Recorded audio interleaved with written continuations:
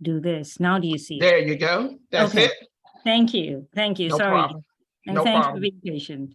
Okay, so my study is the state of computer science education in high schools in Northwest Florida. So this study actually, just to give you a little bit of background, this study actually came from an NSF grant, which I received in order to increase the computer science education in the high schools in this area of Florida. Okay, so computer science obviously can be applied to any area of study, and computer science drives innovation and discovery. Okay, so the state of computer science education in the US. Computer science classes in high schools, particularly AP computer science principles, have been linked to better performance in other high school courses. But nationally, only 51% of the high schools offer computer science, which is up 35% from 2018, but it's still only half. Okay, given the significance of computing in today's society, it is not enough to have only half of the schools offering computer science. And there are also several studies that reveal the disparities in offerings of computer science education. Okay, so I just wanted to give a picture, a little bit of a background before we get into the actual talk. Okay, so in the US, we can kind of see the general progression of computer science. We had like 23% of the schools offering computer science. 2020 to 2021, we're up to 38%. Okay, by geographical area, which is mainly urban or suburban, town or rural, we are seeing that the rural areas are still low in offering computer science. Okay, in terms of demographics, okay, we're seeing that it's mostly the white population that's enrolling in computer science classes. Some populations are really low. We can see the Black African American is relatively low. The Hispanic is a little low. The Asians are really low. Okay, so we're talking about the state of Florida. So I just wanted to, just put in perspective the state of Florida and, put the map there. Now, I just want to give a background here. This is taken from code.org, which is a major organization that offers computer science education, if you don't know. So these are all the states offering computer science education, and the yellow line is the state of Florida down at the bottom. So we have a long ways to go in offering computer science education in high schools. Okay, we are way down on the list. Okay, so although 78% of US high school students attend a school that offers foundational computer science, only 4.7% of students actually enroll in a course. Okay, 75% of Florida high school students attend a school that offers CS, but only 2.5% of the students enroll in foundational computer science. So 29% of the students enrolled in the courses are female students. So basically what we're seeing is there is a major need to offer more computer science. Okay, we know that the tech industry is always looking for people with tech jobs. Plus, computer science is really can be applied to any field. But the students coming out of high schools, there isn't much emphasis on computer science overall, and Florida is really doing not so good. Okay, so this study was actually done in the Escambia County School District in Florida, which is shown in red. So we're on the western tip of Florida, we're right on the boundary of Florida and Alabama. So we're right on the western tip. So I wanted to kind of give a context here. Okay, so the Escambia County School District. So in 2020, the Escambia County School District, there were only 39 students in the whole school district that took AP Computer Science. And of which 14 were female, 5 were African American, and 3 were Hispanic. So we can see that the underrepresented groups were really low, and just the total number of students were really low. Okay, 2020, so 39 students out of the whole school district. Okay, so a little bit about the demographics of the Escambia County. So 48% proficiency in reading as compared to 57% proficiency for the state of Florida. 47% proficiency in math as compared to 60% in the state of Florida. 41% of the teachers in Escambia County have less than 4 years of teaching experience as compared to 26% for the state of Florida. So in every respect, we are kind of lower than the state of Florida. Okay. So the last bullet says that the district's average per pupil expenditure is $10,050 as compared to the national average, which is $12,000. So in reading and math, we're below the state of what the state of Florida has. The teacher preparation is less, expenditure on the student is less. So overall, we're just less overall. Okay, so summary of the demographics. Escambia County School District is a highly diverse school district, but it falls in one of the lowest socioeconomic classifications in the state of Florida. It has a lower proficiency in the state of Florida in reading, in terms of reading and math, and there are fewer qualified teachers. Okay, so I just, again, to reinforce the ideas, these are, so the lighter blue color is the students in Escambia County between 2017 and 2020 that took the exam. So if you look at the first bar, that bar is so small, we cannot even see it. Okay, so the state of Florida, as compared to the state of Florida, there were much more students in the state of Florida, but our particular school district was really low. So, so both in female students as well as male students, the number of students that took the exam were really low. Okay, now the number of students who took the exam and passed by race. So we can see that obviously the whites, most students took, a lot more whites took the exam. The number of Hispanics and Blacks are less. The number of Asians are also kind of less. Okay, so the challenges that we are facing, what are the challenges? What are the reasons that Escambia County School District is low? So this is pretty interesting. The first thing I found out that there is not a culture of computer science. And what do we mean by a culture? What do we mean by there's not a culture? So the general idea in this area is, like I mentioned, it's an area with very low socioeconomic background. So what happens is the parents are just concerned about their son or daughter finishing high school and getting a job, and they're just satisfied with the kid just getting any job. They're not aspiring for, well, I need, I wish my kid were to go to college. I wish my kid were to be able to do all these other things. I wish my kid had a higher salary. They're not aspiring for those. So what's happening is that culture is being relayed down to the students, and the students are behaving in the same way. They're not seeing the importance of computer science. Okay. So they would much rather just do a vocational course of some sort that will give them a temporary job quickly, and which they can then use the funds to support their parents.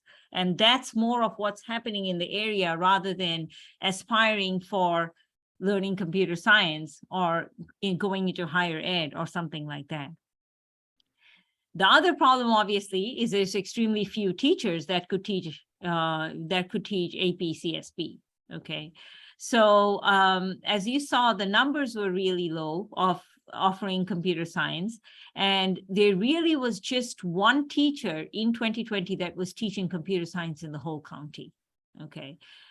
The next thing was low representation of women and underrepresented groups. Okay, there's just this culture of women, it's not a place for them. Underrepresented groups, they don't feel like they belong there. So there's a lot of cultural issues that have to be dealt with. Now, technical issues.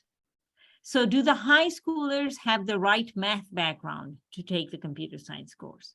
So this is becoming, these are things that were starting to show up as we were starting to push for more computer science. So will AP computer science count as credit towards high school graduation? Okay, so in the state of Florida, AP computer science was not counting for high school graduation. Within the last year, we had a lot of communication with the State Department of Education, and now it does count as a high school graduation requirement. Okay. AP computer science does not count as credit by the Florida's SUS, which is the Florida's university system. Okay. So that was another drawback that the students or the counselors were pointing out. Okay. AP computer science is not a required course for the Florida's Bright Future Scholarship. So Florida has this Bright Future Scholarship. So if you're a resident of Florida and you have a certain GPA, then you get a Bright Future Scholarship, and based on your GPA, you either get 100% full ride or a 75% full ride or whatever it is. There are staggered amounts of this scholarship. So basically, when the students see that AP Computer Science is not fulfilling the scholarship requirement, then they don't want to take the course. Okay, so there were a lot of technical issues that we were dealing with the last year as we tried to get students to enroll in AP Computer Science principles. Okay, so those were the challenges. So how were we addressing the challenges? Okay, so one of the first things that we realized that had to be done was we had to have the buy-in of the administrators, the superintendent of the school district, and the State Department of Education. Okay, I mean, unless you have a buy-in of really all the administrators and the higher level people, you're really not going to get anywhere just by communicating with the schools, because they have a lot of pressures that they have to deal with. And so it kind of has to come top down. Okay. The second thing was changing the culture of computer science in Escambia County. So how did we work on changing the culture? Okay. So our strategy was to educate the counselors. So what we did was we educated the counselors. We had sessions after sessions with the counselors where we tried to educate the counselors and educate them about the importance of computer science and computer science education, which hopefully they would then relay to their students. Okay. And the next point is enrolling more women and underrepresented groups. Well, again, the counselors were a major force in helping increase the enrollment of women and underrepresented groups. Okay. Educating teachers, yes, this is a very important piece. But the one thing I want to point out is one of the reasons when we got the grant was that usually what is done is when we want to introduce something new, say we want to introduce computer science in high schools, the general tendency is, okay, let's run a couple of summer camps and have teachers come in. Let's have them do 2 years of summer, 2 weeks of summer camp training, 8 to 5. And we educate the teachers, we teach them everything that they can learn, and we're done. And they should go out there and offer computer science. That idea is not going to work, because when you're trying to teach computer science, just like you're trying to teach any other subject, you really need the subject knowledge. Okay, and 2 weeks of crash course of a summer course camp, or even 4 weeks of a summer camp, or even 5 weeks is not going to help. So what we decided was we were going to educate the teachers throughout the year. So we had a year-long training program last year. And then what we are going to do this year is we are continuously working with the teachers to help them teach. Okay, we didn't just let them go out there. We just, we're continuously working with them so that they can successfully teach AP computer science principles. Okay. So the whole approach to educating teachers was different. Okay. So, and what did we do it with? We basically did it with AP Computer Science Principles, and I'll get to the reasons why we chose AP Computer Science Principles as a way to introduce computer science. Okay, and the last point is pushing to make computer science part of the regular curriculum.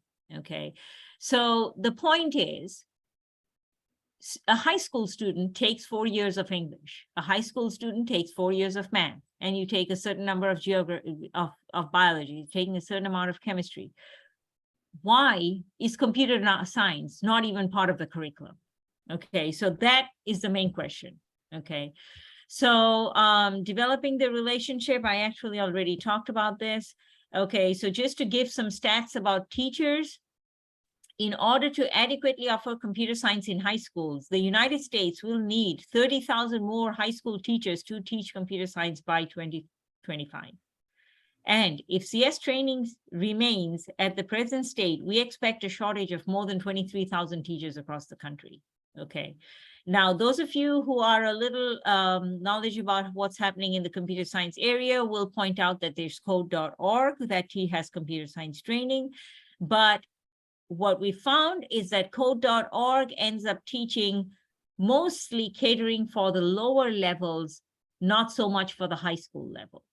Okay, so we need to find a smarter way to teach computer science, basically computer science preparation. So educating the teachers was using a continuous coaching model to educate the teachers. We have a year-long instruction. We have one-to-one support while they are teaching computer science, which they're doing that this year. Okay, so changing the culture of computer science. I should move this out. Okay, changing the culture of computer science. So working with the school counselors, working with the teachers. So female students make up 49% of the elementary students enrolled in computer science, 44 of the middle school students, but only 31% of the high school students enrolled in computer science. So we can see the drop as the grades get higher. Okay, so what we were trying to teach the counselors is basically trying to make them understand. And this actually, there was a lot of instruction to counselors, but there was also some instruction to the teachers. Okay, so because the teachers are the ones who are going to be teaching the classes. So what the counselors needed to understand was they needed to understand that why women were feeling left out. Okay, so there was a lot of discussion on why women were feeling left out. There are a lot of studies that show that women feel like computer science is not for them. Okay, they feel like it's for the men, it's not for them. Okay, there's also studies which show that when a woman or a girl gets a B in a class, say a computer science class, any class for that matter, when a woman or girl gets a B, she thinks she hasn't done well or not well enough. And she almost wants to drop out of the course. But when a guy gets a B, he's like, oh, I'm doing fine. Okay, and I just need to continue. So that's also a lot of what's happening in computer science. So the thing is, the women need to understand that it's okay to get a B. Okay, it's okay to get a B. If you get a B, even if you get a C, that's still fine. It's acceptable. You can learn it. This takes time. You're going to learn it. You're going to understand it. It's that culture that seems to be so prevalent in the high schools. It's unbelievable. Okay, and this nature of perfectionist, that women are taught to be perfectionists, okay, is a culture that's out there, and men are not told to be perfectionists. If they get a B, they're fine. They're leading and they're pushing on. Okay, so but what's happening in effect is then they're leaving the women behind. The women just, opt not to take computer science. If they got a B in algebra 1, then they think, well, they're not good enough for math or computer science. Okay, but then the guys think they're fine. Okay, so that's where I'm saying it's a cultural difference. Okay, I mean, the women are taught a certain way at home, and they're told a certain way by the counselors and their teachers, and that's reflecting on what they're doing. Okay, so there's a behavioral aspect to all of this than just learning computer science. Okay, so underrepresented groups. Is there a problem with underrepresented groups with how they are perceiving the field of computing? Do they feel left out? Do they feel it's not for them? Okay, so underrepresented groups, we found there were also a lot of issues with them. Okay, one of them is their lack of knowledge of computing careers. Okay, so sometimes they don't have a mom or dad who's educated enough to direct them to a field that's new and upcoming. There are more students who are, this reminds me of when we used to do the open houses before COVID at the university there. And, I stood at the computer science table and there was a faculty member standing at the engineering table. And there was always a massive line of students standing on the engineering table. Okay. And very few students visiting us computer science. Okay. That's mainly because they don't know. Okay, they don't know about computer science, that they have to be educated about computer science. Okay, so they face barriers to inclusion, such as family pressure to begin work immediately after high school and to stay near one's hometown, which is all related again to the socioeconomic status. Okay, higher salaries and excellent job placement rates take less priority for them. And it's more, let's just get a job. Okay. So underrepresented groups have to get like a different message that says that, there is more opportunity out here. Okay. So the next question is, why AP Computer Science Principles?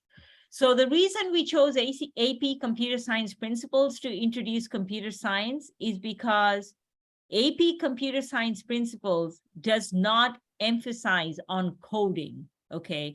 Its focus is different. Its focus is all students who enroll in computer science do not have to become a major in CS in college. Okay.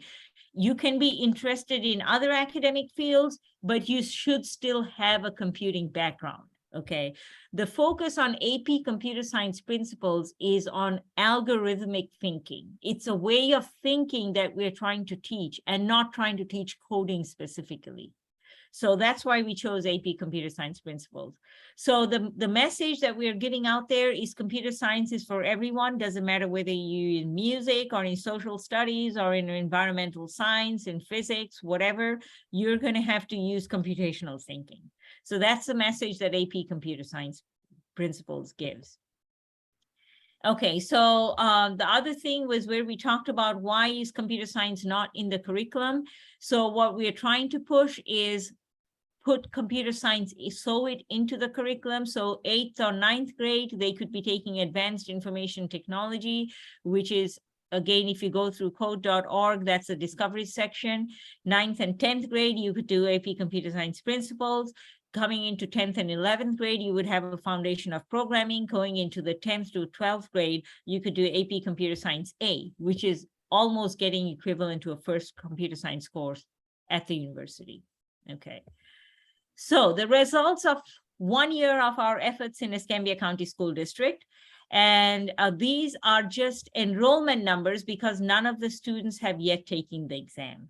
Okay, so we have managed to jump the enrollment number from 26 to 201 for the Escambia County School District. So there were 26 people taking that course in 2021/22, and there are 201 people taking the course in 2022/2023. Okay. The number of females are at 65, males 136, again, total 201. Okay, cultural divide.